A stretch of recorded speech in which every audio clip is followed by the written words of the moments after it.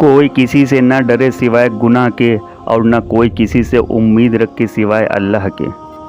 दुआ किया करो और दुआ के साथ सब्र भी किया करो, क्योंकि वो सबकी सुनता है पर किसी किसी को सब्र के लिए भी चुनता है। तुम किसी भी इंसान को बुरा न समझो, शायद वो वैसा ना हो जैसा तुम समझते हो। हकीकी इल्म तो अल्लाह के पास है और तुम तो ला इल्म हो।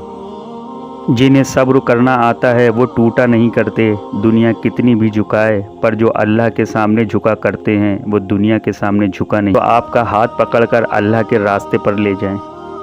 सिर्फ वो अल्लाह ही है जिससे जितनी झुककर मोहब्बत मांगी जाए उतनी ही बुलंदी नसीब होती है। मेरा अल्लाह फरमाता है सिर्फ कुरान ही है जो तुम्हें सही ज़िंदगी गुजारने का तरीका बताता है।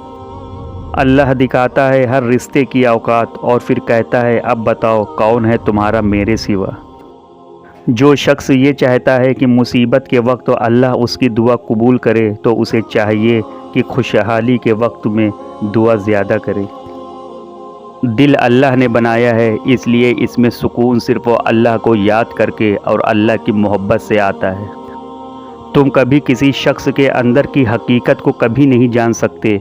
तुमको क्या इल्म ये मुस्कुराने वाले खुदा के रूबरू कितने रोते हैं। ज़िंदगी जीने का सबसे आसान तरीका हालात कैसे भी हों सब अल्लाह पर छोड़ दो।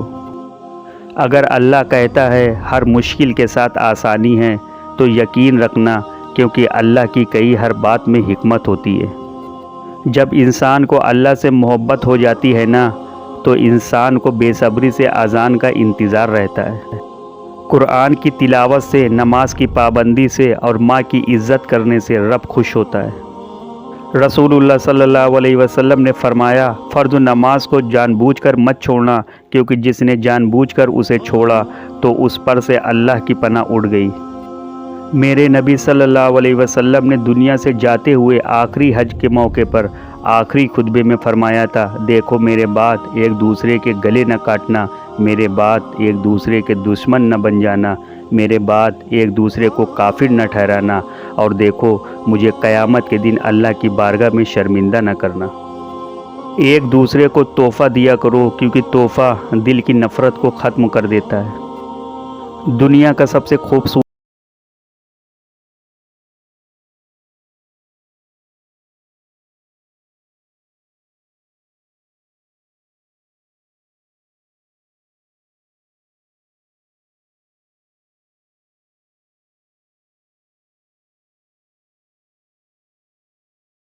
रिस्क देगा जिस तरह परिंदों को देता है। वो सुबह खाली पेट निकलते हैं और शाम को पेट भर कर लौटते हैं। मुअज्जिज़े अल्लाह का काम है, हमारा काम बहुत आसान है, दुआ, सब्र और यकीन। कुरान पाक की खूबसूरती ये है कि आप इसके पैगाम को बदल नहीं सकते, हाँ मगर इसके पैगाम आपको बदल सकते हैं।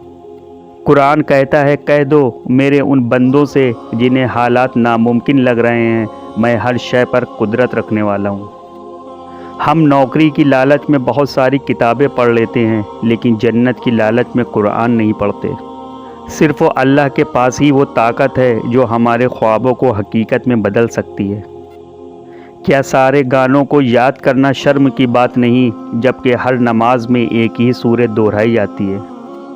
हम कब्रिस्तान में आहिस्ते से चलते हैं कि किसी की कब्र पर पाँव न पड़ जाए, और ज़िंदगी की दौड़ में ज़िंदा इंसानों को कदमों तले कुचलते रहते हैं।